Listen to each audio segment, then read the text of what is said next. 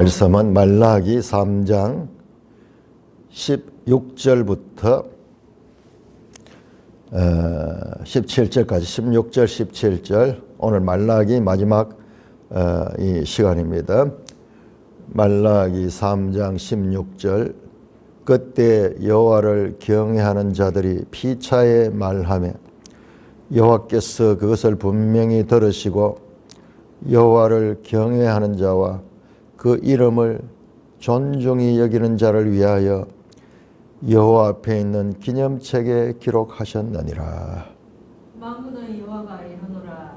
나는 내가 정한 날에 그들을 나의 특별한 소유로 삼을 것이요 또 사람이 자기를 섬기는 아들을 아낌같이 내가 그들을 아끼리니.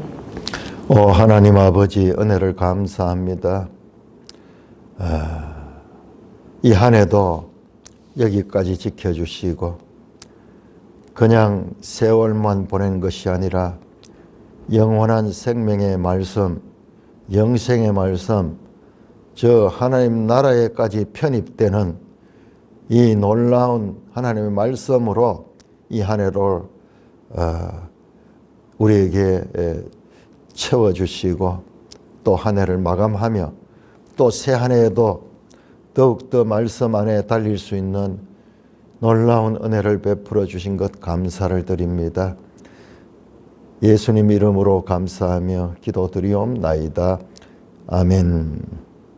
자, 이제 말라기 마지막 부분 3장 16절부터 4장 6절 마지막 부분은 완전히 지금까지와 달라지면 색깔로 보면은 지금까지는 컴컴한 가운데 1장 11절 같은 하이라이트 빛이 하나 쫙 흐르고 컴컴한 가운데 3장 1절에서 4절 언약의 사자에 관한 그 이 소망스러운 그 이 메시지가 있었다면은 이제는 마지막 부분은 전체가 다 확 밝은 빛 가운데서 기쁨과 찬송과 구원과 또한 심판, 악인들에 대한 심판이 있습니다.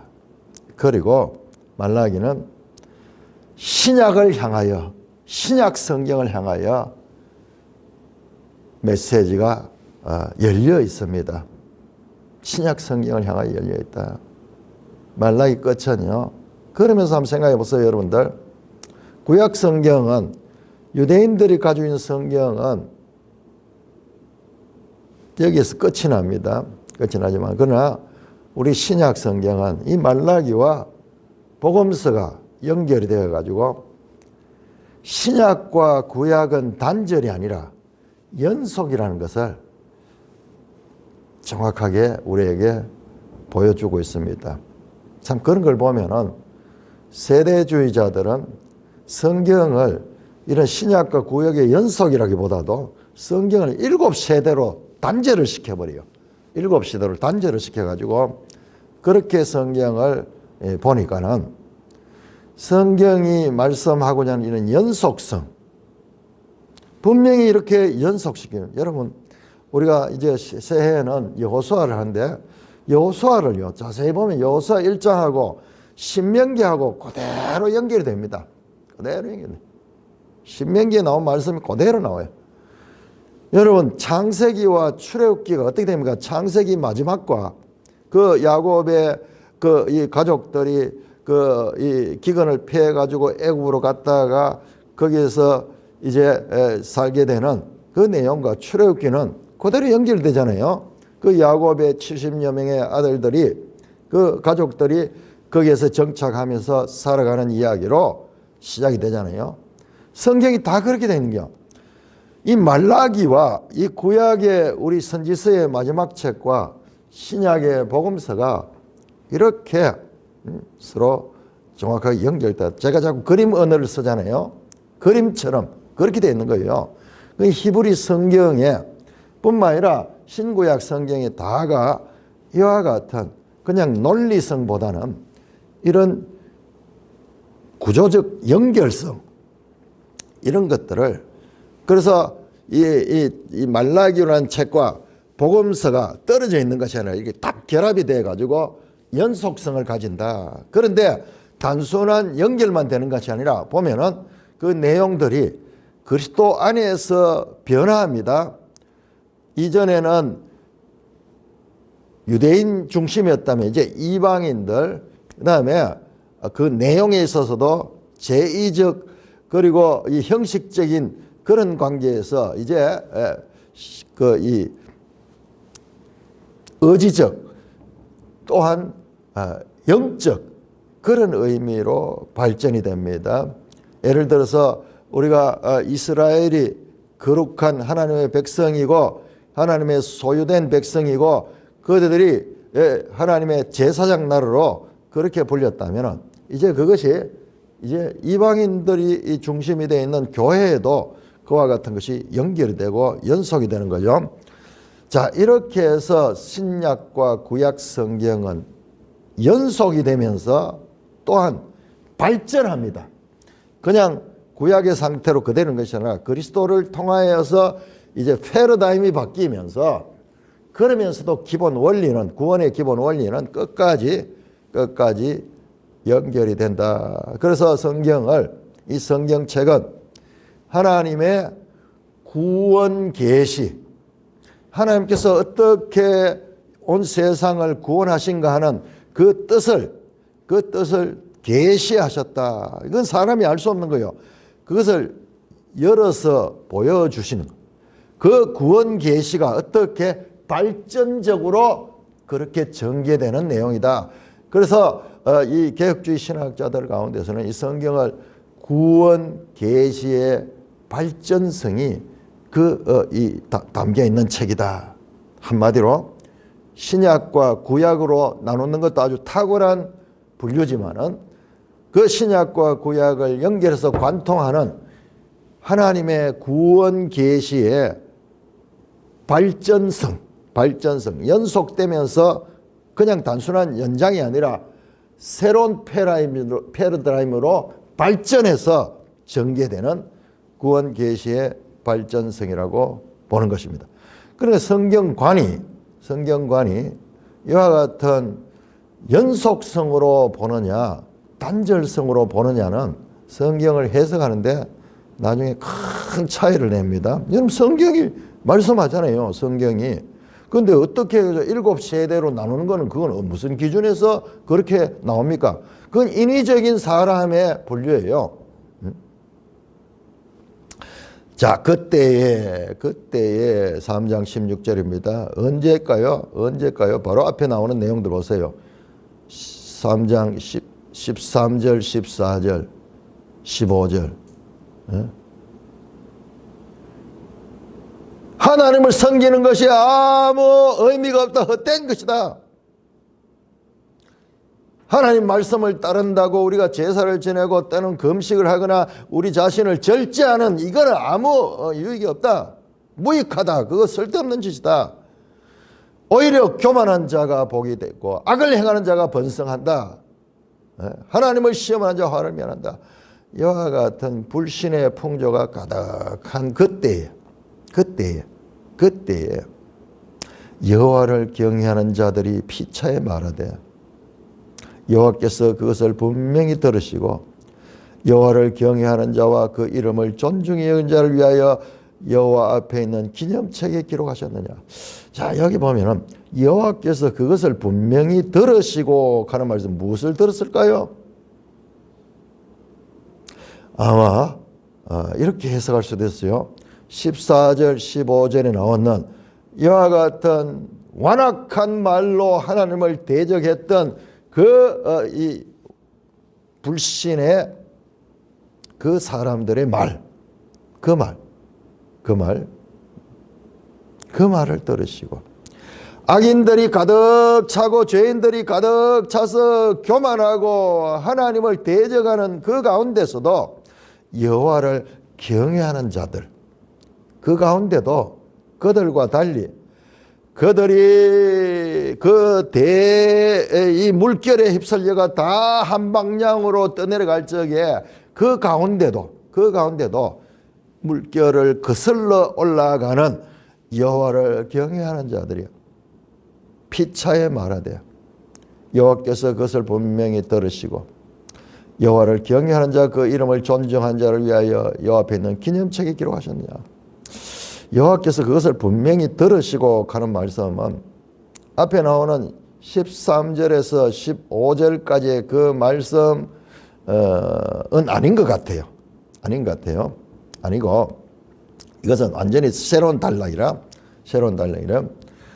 여호와를 경외하는 자 그 이름을 존중히 여기는 자들, 그들에게 이 여호와 앞에 있는 기념책에 그들을 기록하셨다.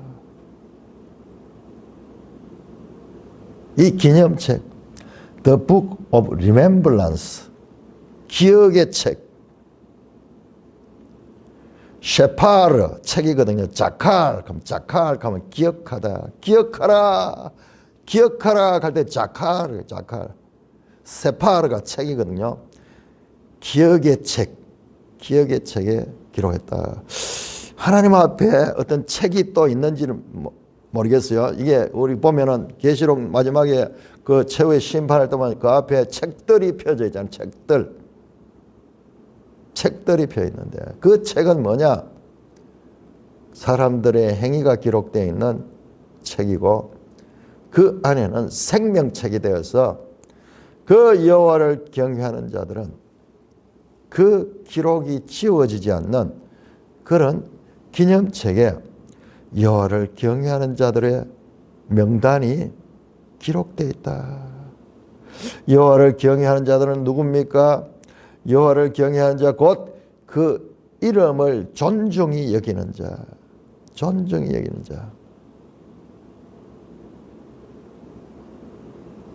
그는 누구냐? 존중히 여기는 자.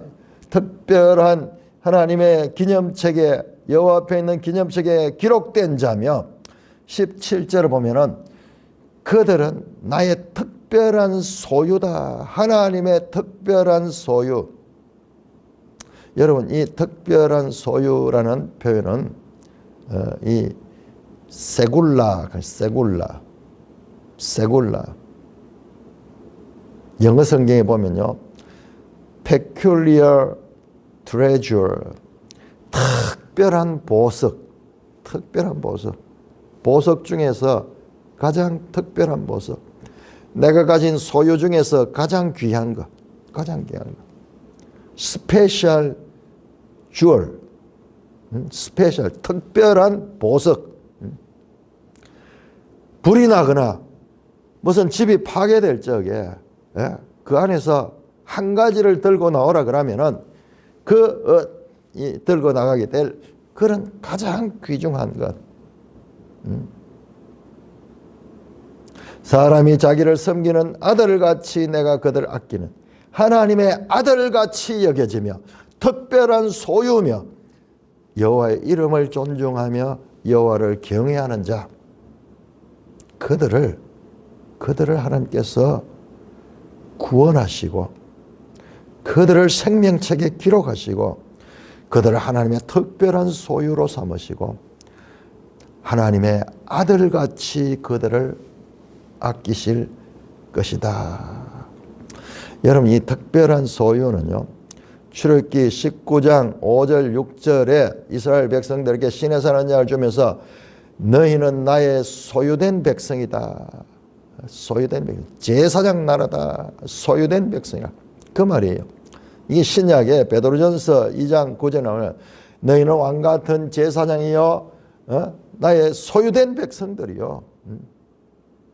거기에 나오는 하나님의 백성들의 이 정체성을 알리는 말씀입니다. 구약의 시내산에서 주어졌던 제사장 나라, 하나님의 소유된 백성이 베드로전서 2장 9절에서는 교회로 이전이 되어서 왕같은 제사장이고 하나님의 특별한 세굴라된 백성들이다. 이렇게 발전적으로 연결이 되는 것입니다. 하나님이 마지막에는 마지막에는 자, 여기에 여호와를 경외하는 자들이 누구냐? 자, 앞에 나오는 내용과 연결시켜 보세요. 앞에 뭐 전부 심판, 죄에 대한 심판밖에 없었어. 제사장들의 죄, 백성들의 죄. 그런데 제가 여기 그림을 그렸죠. 하이라이트로. 주변은 깜깜한 가운데 한 줄기 빛같이 나왔던 데가 어디에 있습니까? 그것이 바로 1장 11절에 이방인들 가운데서 여호와의 이름이 높아질 것이며 그 이방인들 가운데서 하나님이 기뻐하시는 그와 같은 예배를 드리는 자들이 나온다고 말씀했잖아요. 유대 제사장, 이스라엘 제사장들은 타락되고 이스라엘 제사장들 앞뒤로 다 타락했는데 오직 한 줄기 빛처럼 1장 11절 다시 가볼까요? 1장 11절 만군의 여호와가 이르노라 해 뜨는 곳에서부터 해 지는 곳까지 이방 민족 중에서 내 이름이 크게 될 것이라 각처에서 내 이름을 위하여 분향하며 깨끗한 제물을 드렸으니 이는 내 이름이 이방 민족 중에서 크게 될 것이다. 여기에는 이방인들이 참여하는 것이에요. 이방인들이 여호와를 경외하는 자, 여호와의 이름을 존중히 여기는 자, 하나님께서 그들을 특별한 소유로 삼고 자기 아들같이 여기시는 그들 속에는 이방인들이 포함됩니다. 이방인들만 되는 것이 아니라 자, 여러분 아모스 9장 8절 아모스 9장 8절 하나님의 심판 가운데도요. 아모스 9장 8절을 보시면 보라 여호와의 눈이 범죄한 나라를 주목하느니 내가 그것을 지면에서 멸하리라. 여기 이스라엘 이야기예요. 이스라엘이 범죄한 나라를 하나님께서 멸하겠다 그랬죠. 끝인 줄 아는데 그러나 그 멸하는 가운데도 진노 가운데도 하나님의 긍휼이 있습니다. 야곱의 집은 온전히 멸하지는 아니하라. 아주 멸하지 않고 완전히 멸하지 않고 거기에 남은 자들이 있어. 이스라엘의 남은 자들 이와 같이 이것은 해 뜨는 곳에서부터 해 지는 곳까지 온 세상에 열방에 이스라엘뿐만 아니라 이방인들 가운데서 여호와를 경외하는 자와 이 이름을 존중하고 그로 말미암아 하나님의 특별한 소유로 삼고 하나님의 아들로 여겨지는 그와 같은 자들이 나올 거예요. 이 자들이 여러분 이 깜깜한 가운데 1장 11절의 하이라이트가 쫙 비쳤죠. 그런데 또 우리가 하나 지난 시간에 봤잖아요. 3장 1절에서 4절 3장이요. 내 사자가 오고 말라키입니다. 이게 내 사자 말라기 그 제목이에요. 말라키 내 사자가 오고 내 사자는 누구를 준비하느냐? 언약의 사자를 줍니다. 언약의 사자. 그가 와서 은을 연단한처럼 금을 연단한처럼 연단할 것이요 잿물로 표백하듯이 그가 죄를 씻어줄 이 언약의 사자를 믿고 그 언약의 사자를 존중하고 그 언약의 사자에게 속한 자들 그 속한 자들 여기에는 이거는요 비약이죠. 제가 설명한 비약이죠. 왜냐 말라기는 아주 짧은 내용이 압축이 돼 있어. 압축이. 그렇기 때문에 비약이 있을 수밖에 없어요. 논리적으로 그걸 설명할 수는 없어요. 그러나 이 하이라이트 이 1장 11절 3장 1절 4절 이 깜깜한 어둠 가운데 빛나던 것이 지금 여기 와서 그 빛들이 다 모여 있잖아요.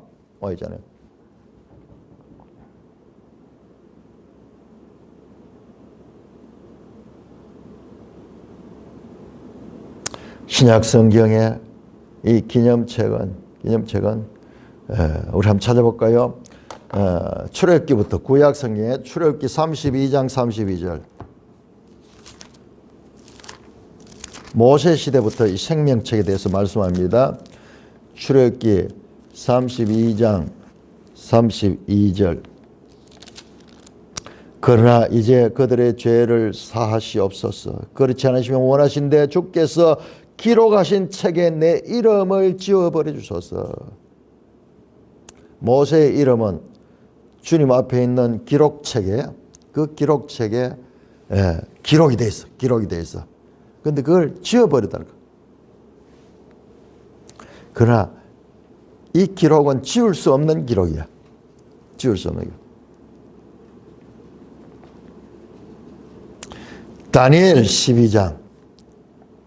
다니엘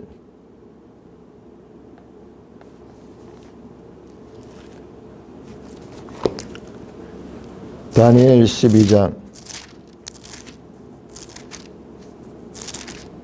1절입니다. 그때 내 민족을 호위하는 큰 군주 미가엘이 나가서 또 환란이 있으니 이는 개국 이래로 그때까지 없었던 환란일 것이다. 그때 내 백성 중에 책에 기록된 모든 자가 구원을 받을 것이다. 여호와의 책에 기록된 자들은 주위가 다 심판을 받더라도 그들은 구원을 받게 될 것이다. 요한계시록 20장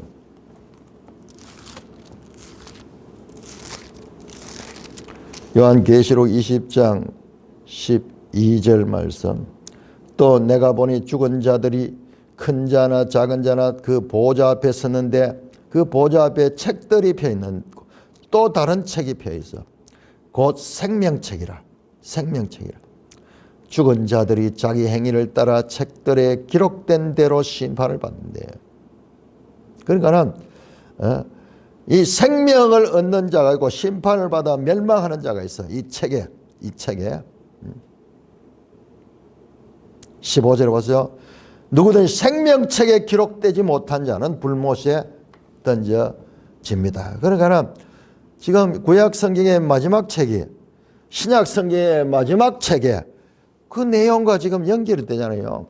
이것이 나중에는 더 확실하게 최후의 심판의 자리로 이어지는 것을 예표적으로 보여줍니다.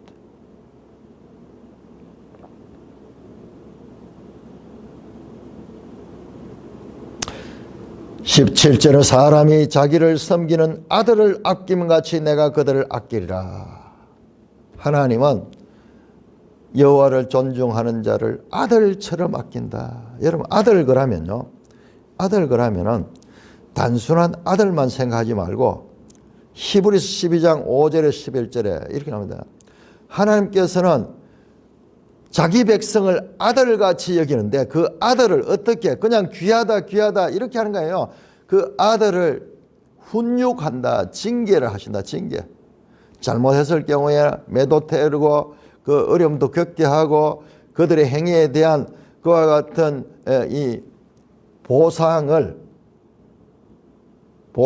보응 그들을 연단하시고 그들을 교육하시고 그러기 위해서는 때때로는 매도되시고 때때로는 혼자 내버려 두기도 하고 버림받은 것처럼 하기도 하는 그 하나님이 자기 아들들을 같이 여긴다는 건 단순하게 그런 차원이 아니라 이와 같은 연단의 과정도 겪게 합니다. 연단의 과정. 그래서 내가 그들을 아끼리니 그런 과정을 거친 아들은요. 아버지에 대해서 바르게 알게 되는 거예요. 바르게 알게 되는 거예요. 이런 과정이 없는 아들들은 어떻게 되느냐.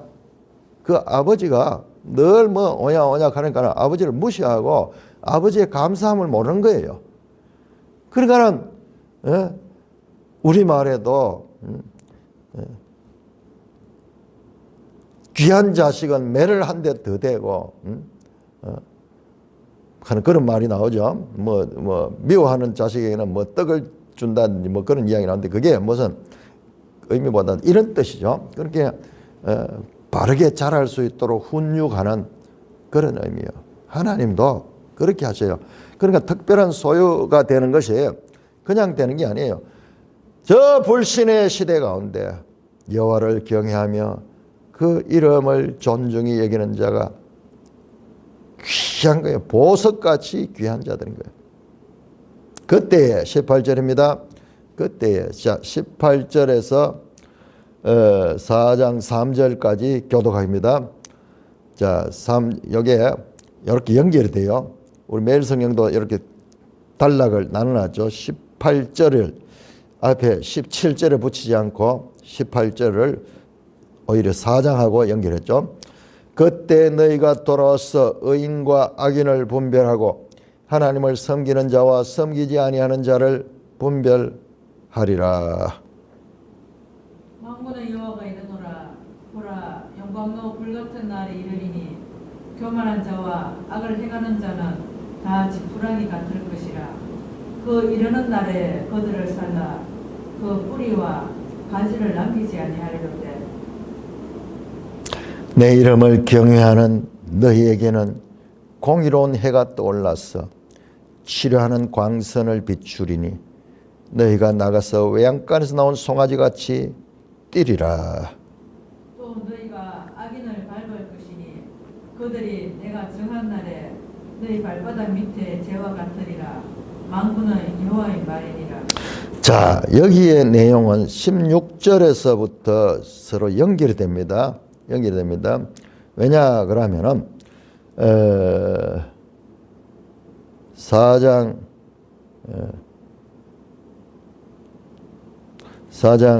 2절에요. 내 이름을 경외하는 너희 나오죠. 바로 3장 16절에 여호와를 경외하는 자들과 서로 연결이 됩니다. 연결이 되고 그 다음에 우리가 방금 읽었던 부분에는 그러면은 경외하지 않는 자, 하나님을 무시하고 경멸했던 자, 자기 자신을 높이며 교만했던 자들, 그들과 하나님을 경외하는 자들을 하나님께서 마지막에 심판하시는, 구별하시는 내용이 나옵니다. 먼저 18절에 그때 너희가 돌아와서, 돌아오다 뭡니까? 슈브죠, 슈브. 제가 말씀드렸죠. 선지서의 핵심 주제는 돌아오라예요. 슈브. 이것이 신약 복음서에 가면은 회개하라, 회개하라 그렇게 연결이 됩니다. 그때 너희가 돌아와서 의인과 악인을 분별하고 하나님을 섬기는 자와 섬기지 않는 자를 분별하라, 분별하다. 라 여기에 discern 구별하다 또는 perceive 이해하고 인식하다. 그때 무엇이 참인지 무엇이 그릇된 것인지 무엇이 하나님을 바로 섬기는 것인지 그렇지 않은지를 알지 못하는 상태가 아니라 이제 그것을 구별하는 자다. 여러분 이 말씀은요, 이 말씀은 12 소선지서의 첫 번째 책 호세아 14장 9절 마지막 절 호세아 14장 9절 우리 한번 찾아봅시다. 바로 앞에서 공부했잖아요. 호세아 14장 9절에 누가 지혜가 있어 이런 일을 깨달으며 누가 총명이 있어 이런 일을 알겠느냐? 누가 알 수 있느냐? 아무도 알 수가 없다. 이건 이렇게 나오면 항상 거기거든요. 누가? 이게 바로 로마서 11장 33절. 누가 하나님의 이와 같은 지혜를 우리가 알 수 있으라. 갭도다 하나님의 지혜와 지식에 부여하며 누가 총명이 있어 이런 일을 깨달으며 누가 총명이 있어 이런 일을 알겠느냐. 질문으로 끝이 났잖아요. 그래서 소선지서의 마지막 책은 답변으로 끝이 나요. 답변으로. 그렇다. 그때 너희가 돌아와서 의인과 악인을 분별한 건 뭐예요? 아는 거잖아요. 깨닫는 거잖아요. 깨달으니까는 분별할 수 있는 거죠. 하나님을 섬기는 자와 섬기지 않는 자를 분별해라. 누가 알겠는가라는 의문으로 시작해서 그때 의인들이 여호와를 경외하는 자들이 그것을 분별한다 하는 답으로 수미상관을 이루고 있습니다. 뿐만 아니라 여기서 놀라운 거는요. 여기서 놀라운 거는 여기서 놀라운 것은 소선지서 호세아와 그 마지막 첫 번째 책 호세아의 마지막과 그리고 그 소선지서 12권의 마지막 책인 말라기의 마지막이 이렇게 수미상관을 이룰 뿐만 아니라 히브리 성경에서 이 선지서의 마지막도 말라기예요. 히브리 성경은 역사서, 우리가 생각하는 저 사무엘 상하, 열왕기 상하, 역대기 이게 전부 다 선지서로 되어 있습니다. 히브리 성경에는. 자, 우리 다시 한번 볼까요? 지도. 그러니까는 히브리 성경 구조도 우리하고 좀 다르게 이 편성이 되어 있지만은 이것도 하나님의 영감이 된 것이고 우리에게 주어진 이와 같은 39권의 순서도 하나님의 영감으로 이 두 개가 다 하나님의 뜻을 잘 드러냅니다. 자, 그런데 우리 이 성경 구조에서 볼 수 없는 것을 히브리 성경 구조하고 연결하면 보세요. 자, 여러분 391쪽에 보면 히브리 구약 정경이 나오죠. 율법서, 그 다음에 정기선지서, 후기선지서, 여호수아부터 해가지고 말라기까지가 다 선지서로 돼서 네빔, 나비 가는 게 이게 선지자거든요. 모세 오경, 토라, 그 다음에 나머지 이 역사서 우리가 가는 이 모든 것 선지서 이사야부터 말라기까지 여호수아에서 열왕기까지 이게 전부 다 선지서야. 정기선지서, 후기선지서, 네빔. 그 다음에 마지막 이 책이 카투빔 가는데 카투빔은 성문서라고 기록되어 있는데 우리로 치면 시가서 뭐 이런 거예요. 시가서. 보세요. 케투빔 성문서의 첫 번째 책이 찬양의 책 시편. 그리고 선지서의 마지막 책인 말라기 요 두 개가 붙어 있잖아요. 자, 그러면 다시 본문으로 돌아보세요. 자, 시편 1편 뭡니까? 복 있는 자는 악인의 길을 쫓지 아니하고 의인의 복 있는 자는 여호와의 말씀을 묵상하며 악인의 길을 쫓아하고 오만한 자의 길을 서지 않고 악인들은 바람에 나는 겨와 같이 다 없었지만 의인들은 그렇지 아니에요. 악인과 의인의 길에 대한 말씀이 시편 1편에 딱 나오잖아요. 그러니까 한번 보세요. 이 선지서 마지막 책인 히브리 성경 구조에서 그 말라기와 시편은 이렇게 붙어 있는데 그 내용이 이렇게 연결이 되고 있잖아요. 자, 18절 이후로 보세요. 의인과 악인, 하나님을 섬기는 자와 섬기지 않는 자. 4장으로 넘어가면 4장에는 교만한 자. 뭐예요? 시편 1편 1절에 악인들은 교만하다. 그 다음에 악을 행하는 자, 악인이죠. 악인, 교만한 자, 오만한 자의 자리에 앉지 아니고 같은 말입니다. 그 다음에 그것은 지푸라기 같이 용광로 앞에 지푸라기 같이 뿌리와 가지까지 다 없어져 소멸돼 버려. 마치 이렇게 이 추수할 때 티끌처럼 다 날아가 버린. 그러나 내 이름을 경외하는 너에게는 공의로운 해가 떠올라 치료하는 강성이 너희가 나가서 외양간 나온 송아지같이 되어 악인을 밟을 것이니 악인을 밟게 된다. 의인과 악인. 마지막 심판에 관한 메시지가 나오면서 시편 1편하고 딱 내용이 겹쳐지고 있습니다. 만군의 여호와가 이르노라 보라 용광로의 불같은 날이 이르리니 교만한 자와 악을 행하는 자 다 악인들이죠. 그것은 지푸라기 같은 것이다. 그 용광로 앞에 지푸라기 가면은 확 사라져 버리죠. 소멸돼 버리죠. 그 이른 날에 그들을 살라 뿌리와 가지까지 남기지 않으라. 아무것도 없어져. 뿌리와 가지까지 다 없어져 버리니까 소멸돼 버립니다. 여러분 저 새하늘 새 땅에는요 거짓말하는 자, 속이는 자, 악인들이 그 가운데는 없습니다. 그들은 그 이전의 심판에서 다 제외돼요. 심판에서 하나님 나라에 편입해서 제외되어서 그들은 불못으로 던져지게 됩니다.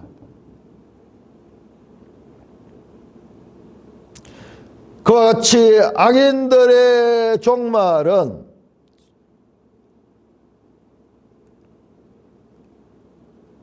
영광로 앞에 지푸라기 같은 처지가 될 것이지만은 내 이름을 경외하는 너희들, 시편 1편에 말하던 복 있는 자, 주야로 여호와의 율법을 묵상하며 그 율법을 따라 살아가는 자, 그들에게는 바로 앞에 나왔죠. 하나님을 섬기며 사는 것이 무슨 유익이 안긴노? 아무 필요 없다. 오히려 이 세상에서 눈치 빠르게 살아가며 여기 붙었다 저기 붙었다 하며 또한 오히려 이 욕심을 내고 사는 자들은 성공한다. 그런 분위기 가운데도 끝까지 믿음을 지키는 자들은 공의로운 해가 떠올라서 치료하는 광선을 비춘다. 공의로운 의로운 해라고 하면 돼요. 그냥 체데크. 공의는 떠서 치료하는 광선을 비추네. 너희가 나가서 외양간에서 나온 송아지 같아. 얼마나 기쁨과 감격을 뭐라고 외양간에서 나온 송아지로 비유했네. 그러니까 그림은 어느잖아요. 장면을 보여주잖아요. 하나님께서 그림을 통해서 이 그림을 통해서 보여주면은요 세계 만국 공통이에요. 다 이 그림을 보면은 그 떠오르는 거예요. 이걸 그냥 언어로서 기뻐하고 뭐 즐거워하며 그 희락이 가득 찰 것이다 뭐 이런 표현도 되겠지만은 그보다는 그림을 하나 탁 봐요. 외양간에서 나온 송아지, 외양간 속에 갇혀 있다 송아지가 나오면 어떻습니까? 펄쩍펄쩍 뛰면서 온통 막 천방지축 다니고 있죠. 그런 그 이 환희와 기쁨의 자유 이런 모습으로 한 장의 그림을 통해 가지고 하나님께서 그 기쁨을 묘사하고 있습니다. 의로운 해가 떠올라서 치료하는 광선을 비춘다. 치료하는 광선, 치료하는 광선. 병든 자. 자, 우리가 이런 치료하는 광선, 이 엑스레이가 나오고 지금 MRI가 나오고 이런데 이게 뭡니까? 전부 빛이잖아, 빛. 빛을 통해 가지고 그렇게 심지어는 요즘 레이저 빛을 통해 가지고 수술도 하고 뭐 레이저를 통해 가지고 실제적으로 저도 여기 뭐 점 있는 거 뭐 시커멓게 있는 거 레이저로 해가 찢어 가지고 그거 없애버렸는데 그게 일상화되어 있잖아요. 그런데 그 고대 시대에 치료하는 광선이 있다는 말씀을 하고 있습니다. 여러분, 자 우리 누가복음 1장 한번 찾아보겠습니다. 누가복음에서 가장 복음서 가운데서 누가복음이 가장 예수님의 출생에 대해서는 자세하게 기록하고 있죠. 엘리야로 오는 세례 요한의 출생부터 자세하게 설명하죠. 1장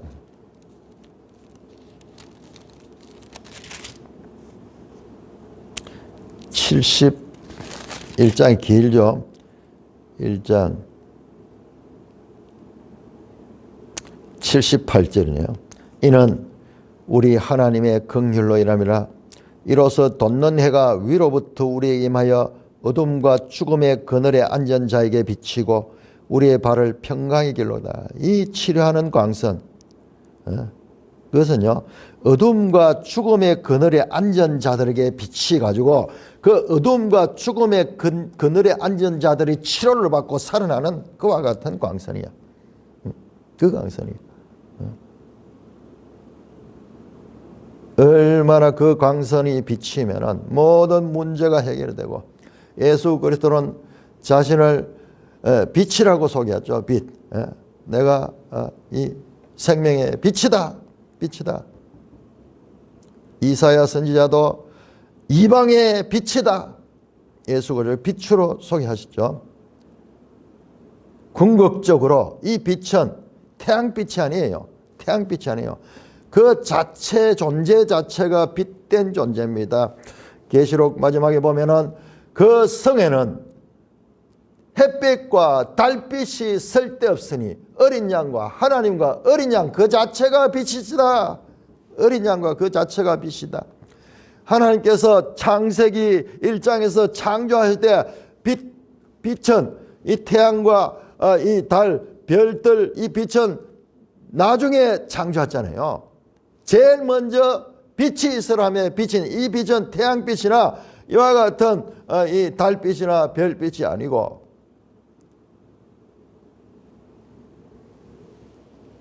그런 빛 이전의 빛이요. 그 이전의 빛이요. 그 하나님의 빛이요. 하나님의 빛. 그 빛이 비추어서 그 빛 속에서 사망의 그늘과 죽음의 이 처한 자들이 그들이 살아나는 그와 같은 빛입니다. 뿐만 아니라 또 너희가 악인을 밟을 것이요 그들이 내가 정한 날에 너희 발바닥 밑에 죄가 되리라. 너희가 악인을 밟아. 여자의 후손으로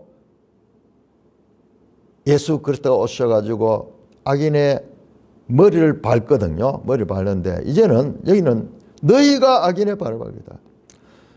이 말씀은 그리스도 안에서 그리스도가 밟을 적에 우리도 함께 밟게 되는 것입니다.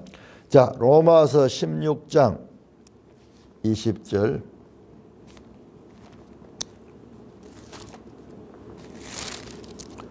로마서 16장 20절. 평강의 하나님께서 속히 사탄을 너희 발 아래 상하게 하시라. 사탄을 너희 발 아래, 여기 나오네. 너희 발이네. 응? 그리스도 안에서 최종적으로 이 승리한 그와 같은 이기는 자들은 그 발로 사탄을 상하게 한다. 그리스도가 이 승리한 그 승리에 연합되어서 그들을 밟을 것이다. 이 악인을 밟는다는 것은 완전한 승리를, 완전한 승리. 악이 완전히 이 땅에서 제거되고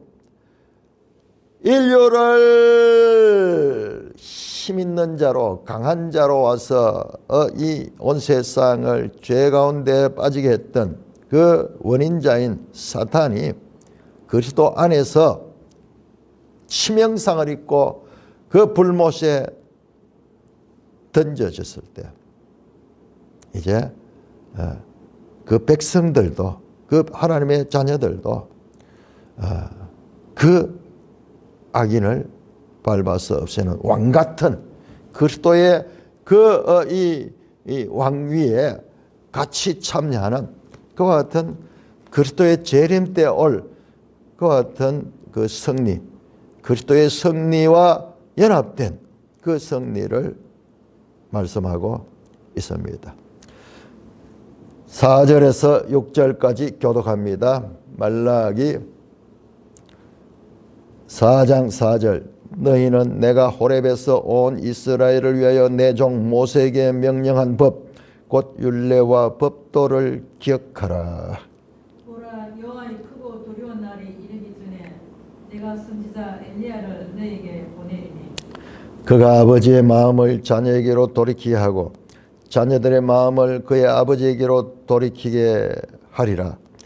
돌이키지 아니하면 두렵건대 내가 와서 저주로 그 땅을 칠까 하노라.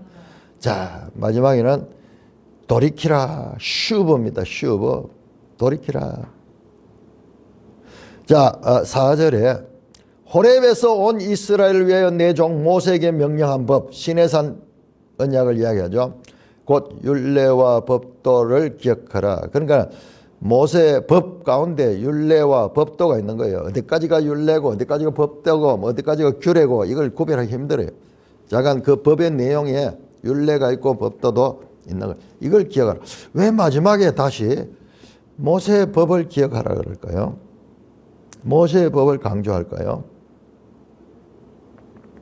자, 모세의 법이 제대로 지키지 않으면 예배는 형식화되고 결혼 언약, 결혼에 관한 법도 이 사문화되고 파기되고, 그 다음에 하나님의 성전을 위한 이 제사장들을 위해 섬기는 11조도 무시되는 그들에게 다시 한번 모세의 법을 강조합니다. 그런데 그것까지는 알겠는데 왜 여기에서 지금 이거는 지금 세례 요한이 나오고 예수 그리스도가 나오는 이 복음인데 이 새 언약으로 넘어가는데 왜 모세의 법을 강조할까? 제 생각에는 이게요, 모세의 법을 제대로 알아야 돼요. 모세의 법은 뭐냐? 사람들이 그리스도께로 나가게 하는 초등교사의 역할을 하는 거예요. 여러분, 우리가 율법과 복음의 관계를 오해하면 안 됩니다. 마치 율법이 나쁜 것처럼 생각하는데 그렇지 않다는 변명을 바울은 로마서에도 하고 갈라디아서. 그럼 율법이 죄냐? 그럴 수 없느니라. 뭐냐? 율법의 역할이 우리를 구원에 이르기는 하지 못하지만 그들이 그 율법으로 말미암아 내가 이 율법을 온전히 지킬 수 없다는 죄인이 됨을 깨닫게 하고, 그 죄인됨을 깨닫는 것이 그리스도께로 나아갈 수 있는 첫 단계예요. 내가 죄인됨을 깨닫지 못하면 그리스도와 나와 상관이 없어요. 그럼 제일 그리스도와 먼 자들이 율법 선생들이에요. 율법 선생들. 그들은 내가 율법을 많이 지키기 때문에 내가 의롭다, 자기 의를 가지고 살아가기 때문에 그리스도의 의에는 점점 멀어지는 거예요. 그러니까 이 갈라디아 3장 24절에 나왔어요.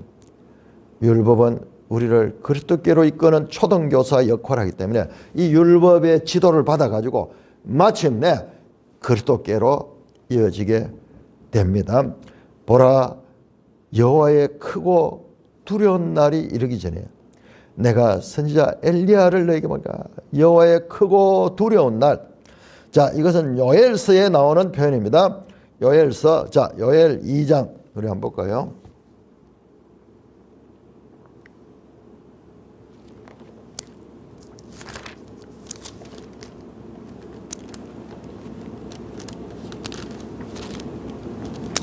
(2장 11절) 요엘 2장 11절 여호와께서 그의 군대 앞에 소리 지르시며 그의 진영은 시고 심히 크고 그의 명령을 행하는 자는 강하니 여호와의 날이 크고 심히 두렵도다. 당할 자가 누구이랴 나오잖아요. 또 이것도 당할 자가 누구냐? 아무도 없다는 것이죠. 아무도 없다는 거. 이런 수사적 표현이 사도 바울도 이 로마서에서 많이 쓰는데 이게 전부 구약 선지서의 표현법을 가져온 겁니다. 31절 여호와의 크고 두려운 날이 이르기 전에 해가 어두워지고 달이 핏빛같이 변하리니와 누구든지 여호와의 이름을 부른 자는 구원을 얻으리. 이게 어디 나와요? 바로 사도행전 2장에서 베드로가 인용한 말씀이죠. 베드로가 인용한 말씀. 그렇다면요, 이 크고 두려운 날은 바로 이 예수 그리스도가 오시는 날, 예수 그리스도가 오는 날.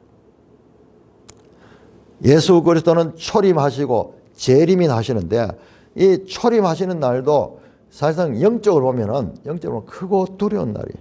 크고 두려운 날. 베드로가 그렇게 인용하잖아요. 사도행전 2장에서. 크고 두려운 날이 이르기 전에 내가 선지자 엘리야를 너에게 먼저 보내겠다. 선지자 엘리야를 보낸다. 선지자 엘리야가 누군가? 누가복음 1장 17절은 세례 요한을 갖다 엘리야의 심령과 능력으로 오는 자로 말씀합니다. 세례 요한은 엘리야의 환생이 아니라 엘리야가 사역한 것과 같은 구약의 그와 같은 인물을 말한 겁니다. 그래서 세례 요한의 모습이 엘리야와 같죠. 엘리야가 입었던 그런 약대 트롯과 가죽띠를 띄었듯이 세례 요한도 외형적으로 평행을 이루는데, 그러나 예수님께서 말씀하시죠. 엘리야가 이미 왔다. 세례 요한을 엘리야라고 말씀합니다. 자, 그래서 이 엘리야를 여기 본다. 엘리야가 마가복음 1장 2절에 보면은 내 사자를 보내고, 그 다음에 이사야 40장 3절에 보면은 그때 길을 평탄케 하는 그와 같은 자를 보낼 것이다. 마가복음 1장 2절 3절에 말라기 3장 1절과 이사야 40장 3절을 서로 연결해 가지고 하나로 그렇게 세례 요한을 나타내는 표현으로 말씀하고 있습니다. 이 말은 바로 예수님이 오시기 전에 복음서는 한결같이 다 예수님 이전에 세례 요한이 먼저 등장하는 그것이 바로 이 말라기 예언을 성취하는 것입니다. 그가 아버지의 마음을 자녀에게로 돌이키게 하고 자녀의 마음을 아버지에게로 돌이킨다. 자, 한번 볼까요? 누가복음 1장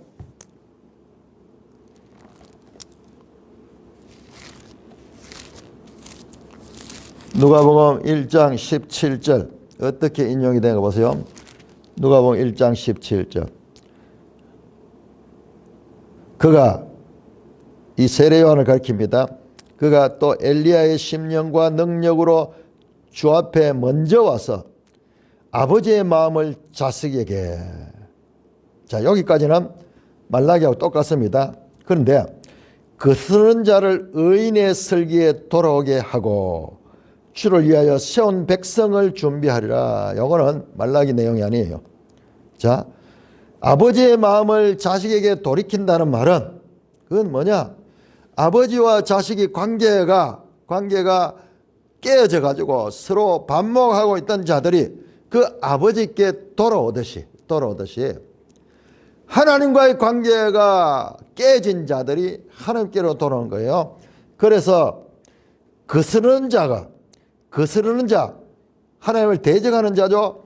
의인의 설기에 돌아오고 주를 위하여 세운 백성을 준비하는, 그러니까 물세례를 주면서 회개하라 천국이 왔다 그러면서 나는 쉬어야 되겠고 그는 흥하여야 될 것이다. 철저하게 자신을 그리스도를 위한 길잡이로 자신을 낮추었던 세례 요한의 역할을 말씀하고 있습니다. 돌이키지 아니하면, 회개하지 않으면 두렵건대 내가 와서 저주로 그 땅을 칠까 하노라. 여기서 저주는요, 이 쓰는 단어가 평소에 쓰던 단어가 아니에요. 헤렘을 써. 헤렘이 뭡니까? 완전히 멸망시키는 그 헤렘을 쓰고 있습니다.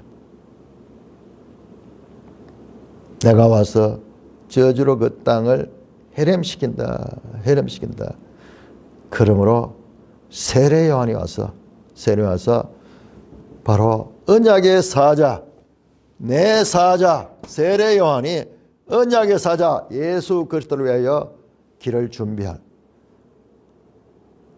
구약 성경의 마지막 책이고, 그리고 소선지서의 마지막 책인 말라기의 끝은 어디로? 끝이 아니라 신약을 향하여 그로부터 400년 후에 올 세례 요한과 예수 그리스도를 향한 예언으로 마감을 하고 있습니다. 여러분, 우리는 이 책에서 보면은 말라기와 한 장 넘어가면 마태복음이 나오잖아요. 그러니까 이게 바로 옆에 붙어 있으니까는 너무 쉽게 생각하는데 400년이라는 시간과 공간의 간격을 두고 세례 요한이 오고 예수 그리스도 왔는 거야. 이 말은 뭐예요? 하나님의 말씀은 반드시 성취되는 것이며, 이 모든 성경은 예수 그리스도를 소개하는 것으로, 예수 그리스도를, 구약 성경은 그렇게 끝이 나며 마침내 예수 그리스도가 오셨고 그리하여 이 모든 예언들이 성취되며, 그러나 아직 완성은 된 상태가 아니야. 지금은 하나님께서 구원받는 백성들을 계속 추수하고 있는 그와 같은 시간들인데, 그래서 이 그리스도 안에서 새 생명을 받은 자들은 주님의 재림의 날 죽은 자들도 부활하며 그리고 모든 살아있는 자들도 부활해서 그 영광의 나라로 영원한 생명의 나라로 갈 그와 같은 그리스도를 가리키는 내용으로 예수 그리스도를 향하여 가리킨 내용으로 그래 마침내 온전한 이 땅의 모든 악은 뿌리부터 뽑혀서 사탄 자체가 불못에 던져져 버리고 그 악의 지배를 받던 거짓말하는 자, 속이는 자, 이 남의 것을 빼앗는 자, 욕심 있던 자 이런 것들도 그들과 함께 다 없어지고 그 새하늘 새 땅에는 여호와를 경외하며 여호와의 이름을 존중히 여기는 자, 그 생명책에 이름이 기록된 자들이 형언할 수 없는 언어로서 필설로 표현할 수 없는 그 영원한 생명의 새하늘 새 땅 하나님 나라로 편입하는 것을 향하고 있습니다. 구약 성경의 마지막 책이 이와 같은 놀라운 예수 그리스도로 인한 새로운 언약의 세계로 나아가는 그것을 향하여 문을 활짝 열고 구약이 끝이 아니라 이제 진정한 시작은 새 언약 시대에 시작된다는 그와 같은 것을 알리는 것으로 끝이 나고 있습니다. 하나님 아버지 은혜를 감사합니다. 2024년도 한 해도 저 신명기부터 시작해서 하나님 열왕기 상하 그리고 이 에레미야 그리고 호세아 아모스 말라기 이르기까지 저 디모데전후서 또 마가복음 여러 책 한 10권의 책들을 공부를 했습니다. 부족하고 연약합니다. 그러나 하나님 아버지 성령으로 지도하시고 인도하여 주셔서 새해 다시 계속해서 더욱더 발전적이고 더욱더 하나님의 뜻을 바르게 깨닫는 이 강단이 되게 하여 주시옵소서. 이 한 해 동안도 지켜주시며 또한 생명을 연장시켜 주신 하나님을 찬송하며 우리 주 예수 그리스도의 이름으로 감사하며 기도드리옵나이다. 아멘.